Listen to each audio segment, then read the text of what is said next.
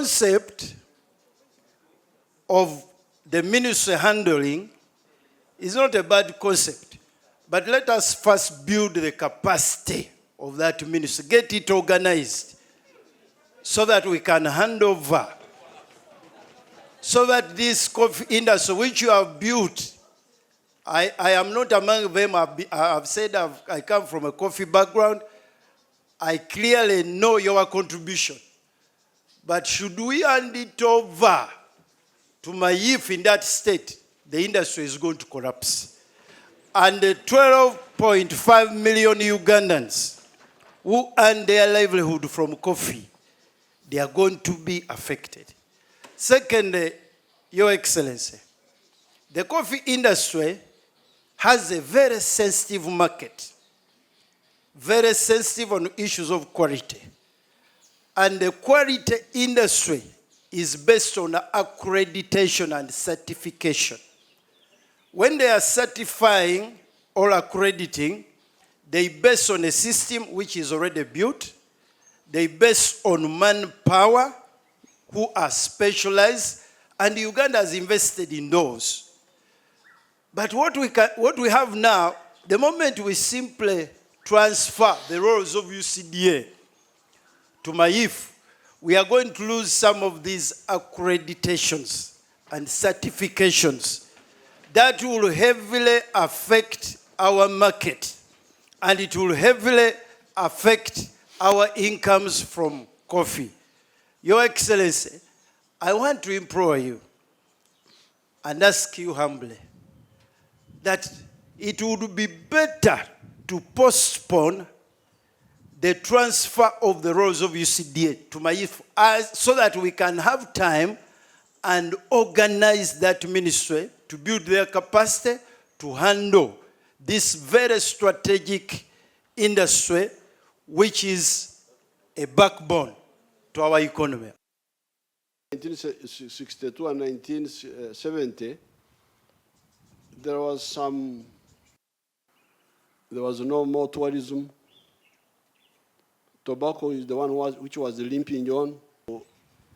Chibanda was the foreign currency with the minimum recovery. The minimum recovery included, apart from stabilization, included bringing back. Now, but before I proceed, I should tell you that put in tins coming from New Zealand, can you imagine? In Ntungamo, I don't know whether you know where Ntungamo is. In 1959,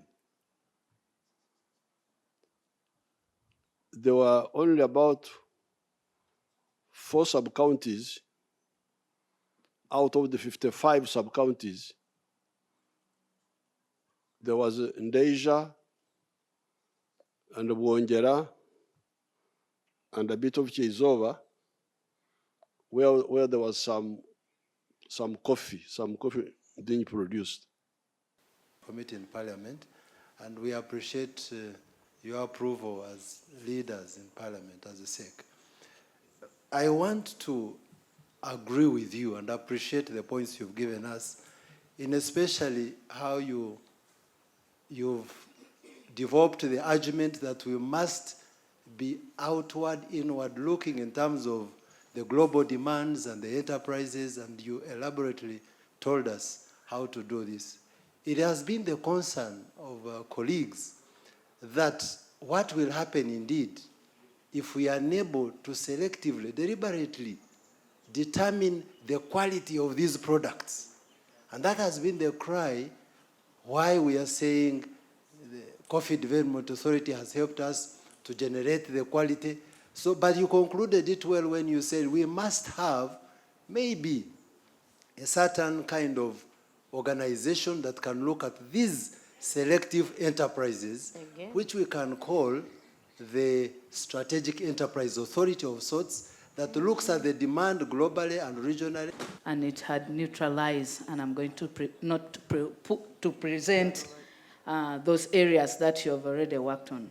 We had questions, Your Excellency, on the efficiency and effectiveness, on maintaining the scale of the production of these crops, and also its standard at international level. But Your Excellency, there are issues that we were raised there, and I wanted your guidance to also help in guiding my committee. One, it was unfortunate that we were not given this kind of insight that you gave us as a committee. We were asking questions that we were not really responded to in a satisfying way. That's one of the issues that brought contention. Now, on the quality control and assurance, Your Excellency, we were informed that at the international level, for instance, a coffee to be accredited to the international market, it should have a regulatory body that is independent. I need some clarity on that, because they were saying out of this, if you see the experience of Kenya on the uprising global trend. Like, for instance, we normally go for benchmarkings. The world is moving towards us avocado production as an alternative crop.